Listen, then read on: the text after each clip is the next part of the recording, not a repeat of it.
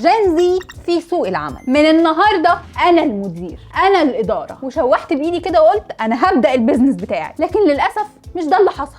الحكايه بدات بالتيشيرت ده، حلو مش كده؟ علشان كده قررت انه هيكون بيزنس طمطم، تيشيرتات لجين زي. ايه الصعب يعني؟ هحتاج تيشيرتات واطبعها واعمل ماركتنج. بس ما طلعش بس ولا حاجه، انا محتاجه ديزاينر للتيشيرتات، ومحتاجه فوتوغرافر يصور الديزاينات بعد ما تطبع على التيشيرتات، ومحتاجه حد يوصل الاوردرات، ده غير الحد اللي هياخد الاوردرات. فتوصلت في النهايه اني محتاجه حاجتين، محتاجه احوش ومحتاجه نظام اعرف احوش له. كل انظمه اداره الاعمال اللي لقيتها تناسب البيزنس اونر اللي بيبتدي يا حرام بمليون جنيه. دورت تاني ودورت تالت لحد ما لقيت اودو ببلاش لو هتستخدم ابلكيشن واحد بس، و7 دولار في الشهر لو هتستخدم كل الابلكيشن. هبسطها لك، يعني مثلا اودو بيقدم لك CRM ابلكيشن، كل العملاء وارقامهم وطلباتهم في مكان واحد بنظام. وفي برضه الاكاونتنج اب، انا ما بحبش الارقام بس اودو بيحبها، بيحسب هو الحسابات ويقول لي انا رايحه فين، هحوش كام وهصرف كام، والاهم هكسب كام. في برضو الاتش ار اب، مين اللي هينول الشرف ويشتغل معايا. وفي السيلز اب، هينظم لي البيع ويخلي اللي يشتري مره ما تبقاش اخر مره